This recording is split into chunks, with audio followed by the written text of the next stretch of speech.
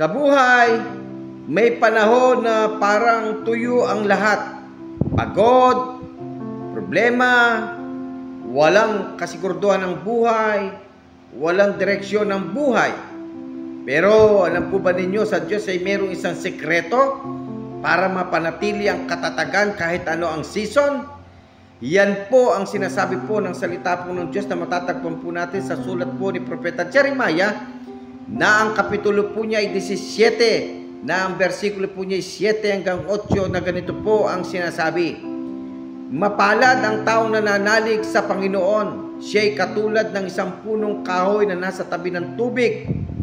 Ang kanyang ugat ay umaabot hanggang batis. Siya'y hindi nangangamba kahit parating ang tag-init. Siya ay namumunga kahit tagtuyo.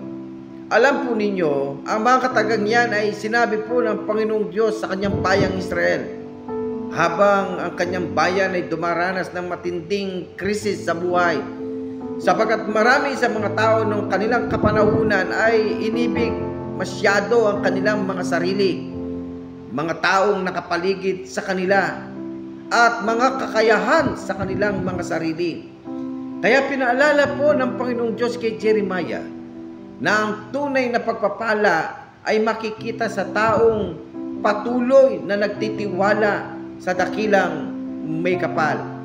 Dumating man ang tag-init at tagtuyo sa buhay, kung ang tao ay nakaugat kay Lord, hindi siya kailanman matitinag. Kapatid ko po kay Kristo at sa lahat ng aming mga kaibigan, kung gusto mong manatili ang katatagan at kapayapaan sa buhay, ikaw ay sumandal sa kanyang mga salita. Sa kanyang mga pangako, ikaw ay kumapit. Sa kanyang presensya, ikaw ay humugot ng lakas. Kahit anong problema, hindi ka matutuyo. Kahit anong pagsubok, patuloy kang mamumunga. Kaibigan, kapatid ko po kay Kristo, ang tunay na tagumpay ay hindi sa kung gaano kalakas ang hangin, kundi kung gaano kalalim ang ugat mo sa ating Panginoong Diyos. Muli po, maraming pong salamat mga kapatid ko po kay Kristo. Tayo'y manalangin. Dakilang Diyos, marami pong salamat sa pagkakataong ito. Ama, tulungan niyo po kami na maging malalim ang aming ugat sa iyo. Dumating man ang tagtuyo, dumating man ang tag-init, ay katulad namin ng isang punong kahoy na nasa tabi ng tubig, na ang aming mga ugat ay umaabot hanggang batis, at patuloy kaming mamumunga at mamumunga, sapagkat kami ay nakaugat sa iyo. Ama, marami po salamat. Ama, magawa namin ang lahat mga bagay na ito ayon sa iyong dakilang kalooban. Ito po, Ama, aming samot dalangin sa pangalan po ni Jesus. Amen. Muli po, maraming po salamat sa inyo mga kapatid ko po kay Kristo.